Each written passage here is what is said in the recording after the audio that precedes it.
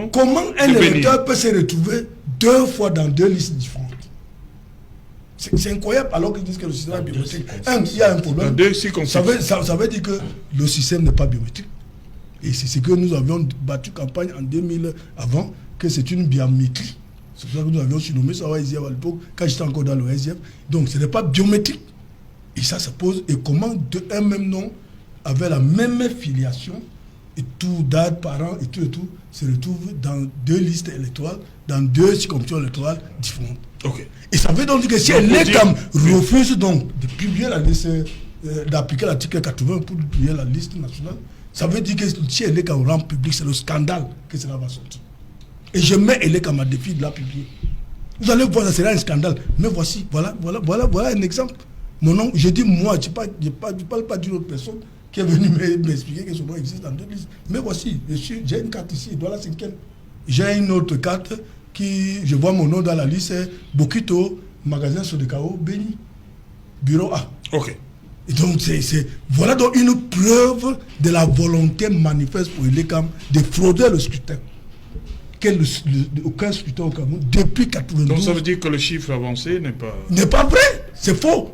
Peut-être même c'est la moitié de ce qu'ils avancent. Ils ne sont pas vérifiés réellement. Ça peut être la moitié de ça, peut-être moins que la moitié. 3 mois. Oui. Dans quelques jours, ça fera 3 mois que l'ECAM se retrouve en flagrant délit de violation grave de la loi portant code électoral. Voilà. Et vous savez, quand on viole la loi, les citoyens, nous sommes en république. Une république qui fonctionne avec les lois. On doit les respecter. Quand on les viole. Le conseiller dit que non, il faut faire avec. Et les camarades reconnus sa faute, donc il faut faire avec. Oui, donc vous revendiquez trop, c'est que vous cherchez autre chose. Mais c'est normal, c'est parce que c'est dans leur intérêt que c'est que l'ECAM viole la loi. Et ça criminalise ceux qui dirigent l'ECAM. Il n'y a que les criminels qui violent la loi. Il faut se reprocher des choses graves pour refuser d'observer la loi. Donc l'ECAM, qui nous avions toujours dit, est une en fait, je vais dire un comité central bis du RDPC, puisque tous ceux qui composent l'ECAM sont les anciens barons du régime et qui aujourd'hui continuent à l'écumer. Mais donc tout ce que l'ECAM, le fait de refuser de publier la liste électorale profite au RDPC. C'est normal que l'attitude de Inga est remarquée ici avec tous les autres téléspectateurs qui se réjouissent. Et ils sont embêtés que nous... D'ailleurs, il est même embêté à démontrer, et il n'était pas le seul. La plupart des communicateurs du RDPC et même de leurs dirigeants sont embêtés à chaque fois que l'opposition soulève la question de l'application de la loi. C'est une loi. Et je vais vous dire, la loi portant code électoral n'est pas une proposition de loi. C'est un projet de loi dont le gouvernement lui-même, dont le président de la République, le président Biya, a proposé à l'Assemblée. Et aujourd'hui, ils sont incapables d'observer l'application de cette loi. Depuis la création... Pardon, Sam. Voilà. Qu'est-ce qu'ils diront, monsieur, cette fois-ci? Je vais vous demander... Depuis 2012, aucun parti n'a exigé que cette disposition soit respectée. C'est ça le problème? C'est un effet nouveau? Donc c'est un peu il y a un principe en droit... Est-ce qu'on a déjà un jour publié la liste électorale nationale? Depuis 2012. Depuis 2012, ça n'a jamais été. Et il y a une expression en droit qui dit que une faute commise ne peut pas constituer le droit. Justement. Voilà. C'est pas parce que depuis 2012, cette disposition de la loi... Non, mon problème, c'est que peut-être que ça a échappé. Oui. Peut-être que ça a échappé. Non, même pas ça au niveau de l'ECAM. Ils sont peut-être surpris par l'insistance avec la terre. Ils ne sont pas surpris parce que cette loi est leur émanation. C'est eux qui ont proposé ce projet de loi. Ils savaient. Est-ce que c'est un problème technique? Non, ce n'est pas un problème technique. C'est une volonté manifeste de fausser le résultat des élections. Volonté manifeste. Le refus d'appliquer l'article 80 de la loi portant code électoral est une volonté manifeste et étalée de violer de changer le résultat des élections. D'entamer la crédibilité, la sincérité du scrutin.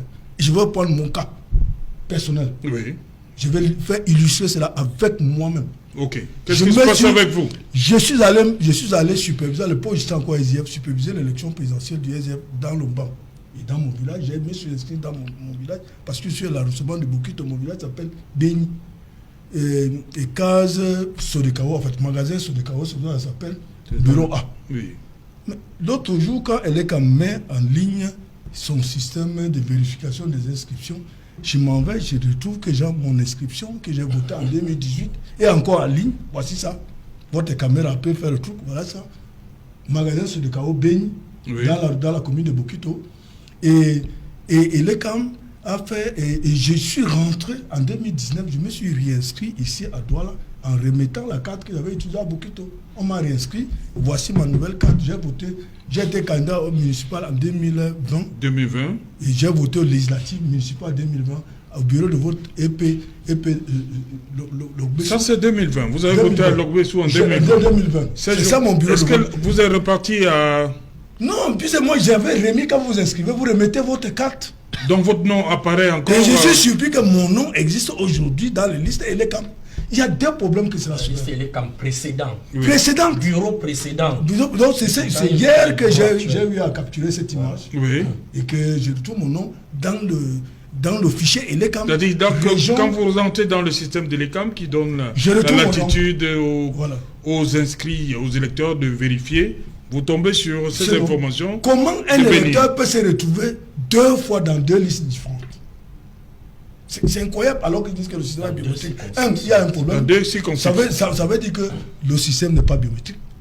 Et c'est ce que nous avions battu campagne en 2000 avant, que c'est une biométrie. C'est pour ça que nous avions surnommé ça au SDF à l'époque, quand j'étais encore dans le SDF. Donc ce n'est pas biométrique. Et ça se pose. Et comment un même nom, avec la même filiation, et tout, date, parents et tout, se retrouve dans deux listes électorales, dans deux circonscriptions électorales différentes. Ok. Et ça veut donc dire que si Donc, l'ECAM vous refuse donc de publier la liste, d'appliquer l'article 80 pour publier la liste nationale, ça veut dire que si l'ECAM rend public, c'est le scandale que cela va sortir. Et je mets l'ECAM à défi de la publier. Vous allez voir, ça sera un scandale. Mais voici, voilà un exemple. Mon nom, je dis moi, je ne parle pas d'une autre personne qui est venue m'expliquer que son nom existe dans deux listes. Mais voici, j'ai une carte ici, dans la cinquième. J'ai une autre carte qui, je vois mon nom dans la liste, c'est Bokito, magasin Sodekao, Beni, bureau A. Ok.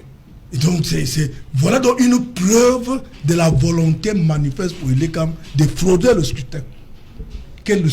Aucun scrutin au Cameroun, depuis 92, Donc ça veut dire que le chiffre avancé n'est pas... n'est pas vrai, c'est faux. Peut-être même c'est la moitié de ce qu'ils avancent. Ils ne sont pas vérifiés réellement. Ça peut être la moitié de ça, peut-être moins que la moitié.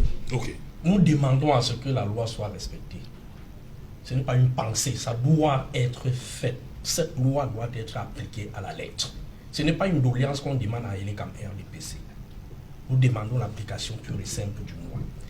Serge Alain, vous avez posé la question tout à l'heure dans la problématique, à savoir si cette situation nous embête. Cette situation n'embête pas seulement le MRC, ni seulement les partis de l'opposition, mais ça embête tous les Camerounais, y compris les militants du RDPC. Parce que je pense qu'un bon démocrate, ce n'est pas bon qu'à la fin d'un processus électoral, qu'on soit mal élu. Ce n'est pas bon. Lorsqu'on est un démocrate, on est fair play. On doit s'arranger qu'à la fin d'une élection, qu'on soit accepté. Que les résultats ne soient pas sujets à tellement de contestations qui puissent discréditer votre légitimité confiée par la population. Et ça, je pense que certains militants du RDPC ont compris cela. Et actuellement, eux-mêmes, ils existent dans les coulisses. Mais sauf qu'ils ne peuvent pas prendre la parole à haute voix. Parce que chez eux, il y a ce qu'on appelle la discipline du parti. On vous écrase comme un rouleau compresseur qui étale un peu le bitume sur la route. Si un rouleau compresseur monte sur vous, en 2 secondes, vous parlez perdre la respiration et vous serez parti. Et c'est ce qui se passe chez eux. Alors, Serge Alain Outou, le processus électoral a plusieurs étapes. La phase préélectorale, la phase électorale et puis la phase post-électorale. Dans la phase préélectorale, ça constitue effectivement à enrôler les citoyens, à publier les listes, la liste que nous demandons tous les jours. Et c'est cette phase préélectorale qui constitue la phase centrale de l'élection. C'est où l'élection se joue. L'élection ne se joue pas seulement dans les urnes, le jour du scrutin. Non, ça se joue avant. Parce que c'est l'organe central, technique, qui est chargé de l'organisation technique et matérielle de cette élection, taille, par exemple, une démographie en faveur d'un candidat, comme c'est le cas actuellement pour le RDPC, le candidat RDPC, il est fort probable que l'élection soit pipée à l'avance. Et les résultats, vous n'attendrez absolument rien. Voilà un exemple typique que Xavier Bellemé vient de... On peut convoquer plusieurs exemples comme ça et vous allez vous rendre compte qu'à l'évidence, Elecam, malgré les différentes contestations des partis politiques, et même d'Elecam même, parce qu'il faut rappeler qu'Elecam même a dit que le système n'est pas bon, qu'il faut améliorer le système. On se rend en disant que Elecam ne bouge pas. Pourquoi Elecam ne bouge pas? Parce que justement, cet Elecam est à la solde d'un homme, et à la solde d'un pouvoir et d'un homme qui dirige, qui nomme et qui paye les salaires. Il faut le dire. Ces jalons autour, je vais prendre une petite discrétion très très instructive. Et ceux qui nous regardent vont comprendre. Lors des négociations de Sun City pour la paix globale en République démocratique du Congo, de 2002 à 2003, il y a eu des acteurs, l'opposition politique, les politico-militaires, le SCD Goma, le MRC et le PRD de Laurent Désiré Kabila. Ils sont allés à Sun City pour les négociations sous l'égide de Thabo Mbeki, le président Thabo Mbeki. Lors du partage des postes ministériels, il n'y a pas eu de problème.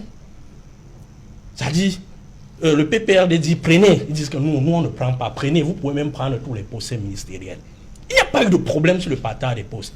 Sur le partage maintenant de certains postes de décision, c'est-à-dire les entreprises publiques et autres, il n'y a pas eu de problème.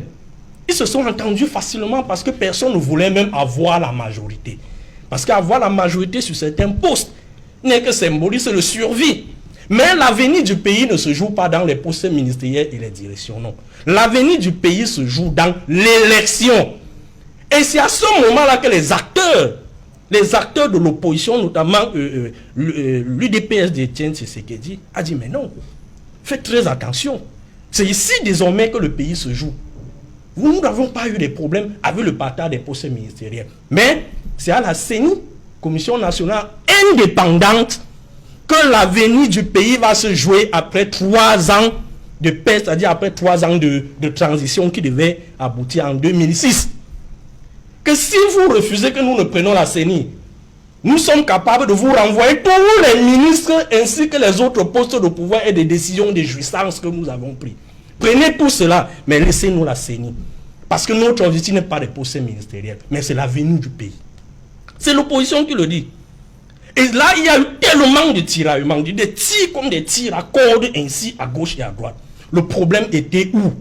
La commission nationale indépendante qui devait gérer les élections et par conséquent, l'avenir du pays en 2006 en aide de Congo.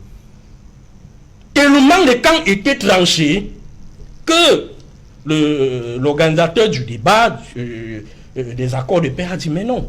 Dans ce cas, donc, on opte pour la société civile. Puisque vous, les partis politiques, que ce soit de l'opposition et le pouvoir, vous êtes face à face, vous ne parvenez pas à vous entendre sur l'acteur central qui décide de l'avenir d'un pays, alors on envoie le poste à la société civile.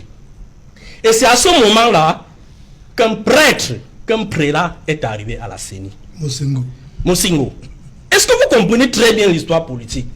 Ça veut dire qu'à ce niveau, et l'opposition politique qui négocie dit quoi? Que non, nous ne voulons pas quelqu'un du PPRD qui peut assumer la CENI. Parce que justement, à ce niveau-là, il va travailler pour celui qui le nomme et qui lui paye le salaire. Par conséquent, il va tailler la démographie politique, c'est-à-dire les acteurs du système, les acteurs qui iront élire à la faveur d'un seul candidat. Et ce n'est pas ce que nous voulons. On a donc pris un acteur de la société civile et on a mis là le cardinal Mosingo. Donc c'est pour vous dire que dans le système électoral, je dis ceci, c'est pour vous rappeler que dans le système électoral, c'est l'organe technique qui joue le jeu. L'élection se passe avec l'organe technique. Et je rappelle encore une fois depuis ces jalons, vous ne m'avez absolument jamais rien refusé. Oui, vous avez parlé longtemps déjà. En Côte d'Ivoire, en 2011, qu'est-ce qui s'est passé? Lorsqu'on a prononcé, la Commission nationale indépendante a prononcé les résultats des élections, qu'est-ce que les gens du parti qui est au pouvoir dit? Que non, M. Youssou Bagayoko est proche du RHDP, par conséquent il peut être proche du leader du RHDP et c'est la raison pour laquelle il a balancé ses résultats.